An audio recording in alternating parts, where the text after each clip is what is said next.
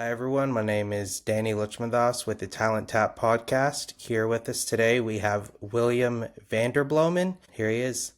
How you doing today? I'm good, Danny. Thanks for having me on. Good, good. Could you give us a little bit about your background and more of what your day-to-day life is right now within the companies and basically what you're doing these days? Sure. So I own an executive search firm. So if you think of how do I find my top talent, we would be the answer to that question for organizations. And usually that's the very top of the org chart. So it's not really how do I find a new administrative assistant or line worker for auto assembly or that sort of thing. There are groups that specialize in that. We don't. We're just not very good at it. So we tend to focus on the top one, two, three, or four positions in the organization on the org chart, and we help those folks find their next leader. So my role in the company, I started it not quite 18 years ago. My job title has changed over the years. I did everything when we started, everything, like wrote the contracts, collected the bills, all of it. I'm not good at all those things. So it's gotten narrower and narrower as we go. And now we're not a huge company. We have about 45 employees, something like that. And my job description is really simple. They've got me out of doing searches, because we have people that are better at it than me now. And I work on two things. I work on new things and broken things. And that's it. So, and part of the new things is being a little bit of a, I don't want to sound arrogant, but a little bit of a kind of a brand ambassador, kind of like this conversation right now. Somebody's going to hear about us that has never heard about us because you were kind enough to have me on the show. And that's part of the new things. And then the broken things is the meeting I'm going into right after we're done. Okay, gotcha. So from what I understand, you are looking for executives in church roles, people to be in leadership roles. That is who y'all vet for and who you're looking for. Am I understanding that right? That's certainly how we started. We started with Okay. one question. Yeah. The one question we wanted to find an answer to was, can we help churches find a pastor faster and better than they've been doing it? And over the years, it's certainly still the backbone of what we do, but it has grown and morphed and changed so much. So we have a lot of faith-based schools that hire us to find their headmaster or principal. We might have, you're in Nashville, Lifeway is a big publisher, it's faith-based. They've hired us many times over the years to find key employees for them. Relief organization, World Vision, Compassion, those are all people that have asked us to help them find their key players. It's really become anyone that is trying to move the ball forward in a good way with good or faith-based as their backbone. We help them. And really they want to make sure they get people who are on the same page they are, maybe even more than whether or not they're talented. That does not mean, and I need to say this clearly, that does not mean discriminate hiring based on religious status. Not at all. It's more about do we have a fundamental understanding of how we're going to behave together, how we're going to work together? Is there a values-based code for what we do? So it's, yes, churches find a pastor, but now a whole lot of other things too. I got you. Okay. Where where does the traditional recruiting process, even at the executive level, still suffer from some of the most time-consuming, low-value work that, say, AI is starting to replace in Yes, 2025? such a good question. Well, and in 2025, which is almost over, will be different than 2026. Yeah. What's this? I heard someone say, you know, the old saying about AI. I'm like, how is there an old saying about AI? It's 3 years old. Like, they Yeah. said, the old saying is, if you're frustrated with AI, just know that you're working with the worst version of it you will ever work with. Yeah. Because it's It's continually always improving, always always improving. improving, always evolving. Right now, how are we using AI to create more time? I think is what we end up doing. Because where we, this, I will get to your question, Danny, but where we see real value, where we hear from our clients, man, no, that was irreplaceable, was the human to human discernment, consulting, care, the human to human interaction. So I think I'm in three cohorts right now on how to be a business leader with AI, and it's all business owners that are in it. And it's really interesting. We had to come up with what's our North Star statement for why are we even doing anything AI? And the one that we're using now that probably needs to be wordsmithed a bit is AI will make us faster. The human touch will make us win. So, in other words, some of the ways we use it, calendaring, billing is a big thing. Meetings that we go to. We're now exploring a tool. We're only doing it on our lead team now because we just got a trial subscription for a year. But it's basically like, here are 3 issues we need to tackle at lead team. Enter your initial thought, and then the AI tool will ask more questions to get you down to what you think. And then the person leading the meeting can say, please synthesize all the answers of everybody else. And the AI will take all of the input from the 5 of us on lead team and will distill it down and say, it seems like you all agree that this needs to happen and this needs to happen, but it doesn't sound like you agree on this. You probably ought to spend your time focusing on that. Well, that's made meetings way more efficient. So it's efficiency that buys us time so we can use that time to focus on human-to-human relations.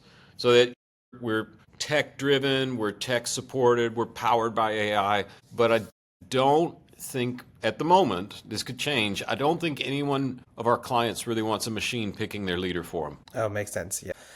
Definitely. Another thing I wanted to bring up, my subject matter is how AI is redefining the recruiter's role in 2025. In your view, will the recruiter of the future be a talent scout or more a candidate relationship manager? Well, if those are the only 2 choices, then a relationship manager. Yeah, okay. Makes sense. Makes sense. Although I will say, Danny, I go to AI forums. I mean, this is a big part of my job right now is trying to figure out how this AI impacts is us. doing. Yeah, and some days I go home and I'm like, well, how'd it go? Well, I think we're probably in like the first iteration of the Terminator, and we're all dead. So the AI is going to take over the world and realize we're really inefficient as a species. So there's those days, but then there are other days where I'm like, it really doesn't have it figured out yet. It still hallucinates way too much. It still makes way too many mistakes. It has no ability to discern, none. It can amass whatever's on the internet. It can amass a group of answers and find common threads. But the discernment piece, does this work or not? Right now, as it stands today, I think that's still in the hands of humans. It still needs that human touch. What I found is AI has been good at vetting and bringing in warm leads. So the human resources that I use are not wasting their time cold calling or cold emailing. AI is bringing them the warm leads, people that are interested, people that have been vetted, and then the humans take over and make the final decision. And Danny, I hate to say this because it kind of squashes the AI thing, but at the end of the day, AI is not going to uncover some guy that I remember from 6th grade who might be good at this, who might be good at that, and there's still just a piece of the human computer that is smarter than the other computers. We might not be able to do math as fast as a machine. We might not be able to do coding as fast as a machine, but human discernment, the human body is the best machine ever built. My wife was reading me an article the other day, a research article about mammary glands and how mothers of humans and primates produce a different kind of milk if they have a female child versus a male. I had no idea. And that when a child gets sick, it actually spits some of that back into the nipple of the mother's mammary gland. Yeah. And the mother's body immediately produces some antibodies and shoots it back in the next feed. The complexity of our creation is vastly underestimated by most of us. And the discerning ability of a computer is vastly overestimated by a lot of us. I kind of liken it to, I never watched Star Trek. I'm not a Trekkie, right? But I get the gist of it. I think most people kind of understand the baseline. And it's almost like, how there's Captain Kirk and Dr. James Spock, right? Mm-hmm. Yeah. Admiral Kirk and Captain Spock, whatever it is. And Spock's the robotic Vulcan who has the rational, clear answer that makes total sense. And the tension is always between the human answer from Kirk and the rational answer from Spock. And you couldn't have one without the other. And that's kind of how I feel about AI right now. It's like you need the computer-generated help, but at the end of the day, you've got to have the Captain Kirk and the heartfelt discernment that is, if the machines get there, then maybe we are in the Terminator. But I don't see that's where we are right now. Not yet. I look at it as a very valuable tool that helps people save time. Time is the biggest constraint in a lot of businesses. If you had more time in the day, you could get more things done. Well, now things, even at the extremely simple level, AI is helping people write emails that may take them hours to come up with. And that's just a very extremely simple analysis. But it's just saving people time is what I've seen as the biggest thing. Well, and maybe one way to say it, and it's not just for recruiters, so pardon me if I'm going outside the bounds of what you want to talk about, but when I'm using AI right now to try and figure out what's going to work for our company, it feels like I have about 5,000 interns at my disposal. Go figure Yeah. this out. And they can figure it out. The key to having a good internship program is having a person that knows what to tell the interns to do. So if you don't learn how to prompt AI in the right way, if you just let AI drive the train, you're in a heap of trouble. But if you can use it as a thought partner and deploy it to do things that would take you enormous amount of time, well, that's a very different situation. And it can be exceedingly helpful. Yeah, I definitely agree with that.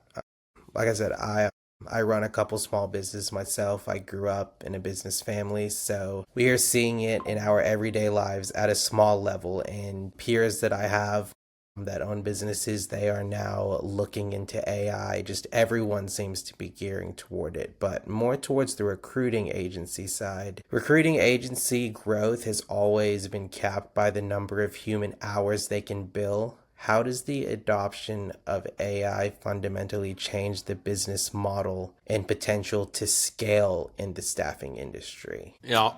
Well, again, my part of the staffing industry is very different than most people's. Like, are you looking for a metallurgist who can do welding? AI can probably get that list down pretty quick. Are you looking for a brick Yeah. mason? That AI could probably really assist with that. If you're talking about, I need someone who can lead a group of 10,000 volunteers in a rapidly changing environment like Southern California, where the ethnic demographics are shifting very quickly, who can talk to sophisticated people as well as blue collar people, who has this worldview, you throw in all those variables, AI is not there yet at all, not even close. And I've tried. I've used it to find 5 candidates. Here's everything I know about this client. Go out on the internet and find me 10 candidates that might work, and it is a miserable failure right now. So to me, it's now if I know that I've got a client where the last 5 really great hires in their film studio were all USC grads, well, I can filter for USC grads a lot quicker than I used to be able to with AI. Like if I use my brain to figure out, okay, I know these are the key ingredients, no computer's going to figure that out. How do I go find people with those key ingredients and then put the puzzle together myself? AI can really, really help in that way. Yeah. Yeah, definitely agreed there. But I'd say the warning, Danny, and you didn't ask for this, so you can cut it out, I guess, if you want. But here's the thing. Here's the thing. Hiring is scary. Anytime you add someone to your team, you change the team. There's And always if risks involved. it's the biggest risk there is to a company. You could hire, what do you do with the brilliant jerk? What do you do with the guy who hits all his numbers and nobody wants to work with? What do you do with the really super nice person that never gets anything done? Hiring is scary. And one of the main reasons I think it's scary is it's a venture into the unknown. I don't know what it's going to be like if I hire Danny or if I don't. I have a 15-year-old at home, our youngest of 7, and she still wants the light on outside her bedroom at night because we don't like the unknown at all. And hiring's a venture into the unknown. Why am I saying all this? Way too many times I see people who get afraid of hiring, so they look for an automated forensic solution that says, this is your guy. There is not an AI platform that can do that yet. Don't fall into that trap. Don't use it as the lazy way out of having to do the hard work of the scary task of going into the unknown and making a critical hire. AI can help you go faster, but your human discernment is what's going to make or break your hire. Yes, yes, for sure. Just to finish this out, my last question. Looking ahead to 2026, what would you say is the biggest opportunity for a recruiting agency that fully embraces AI in the way that you've explained with the human touch involved? And what is the biggest risk for one that just completely ignores it? Well, if you ignore it, you're dead. I don't care what business you're in. If you ignore it, you're dead. If you overbuy into it, you're dead. So I don't know. The biggest opportunity, I think, right now for us is to find ways to buy time for us to be able to not do more work, but spend more quality human to human time with the people we're with. That will lead to being able to do more work. But man, if you say, I don't want human to human interaction is the lifeblood of humanity. We were not made to be alone. And if you're like, no, that's not me. Think back 5 years ago to when you were locked down. We all hated that, right? We were not made it. People are longing for human connection. So for us, the gamble we're making is we're putting everything we can into AI to speed things up that don't need a human so that we have more time to be human with our human clients. Yeah, that is an amazing way to put it. I completely agree. Well, thanks for that. I am going to hit stop recording. Thank you to everyone for being on here, and catch you on the next episode.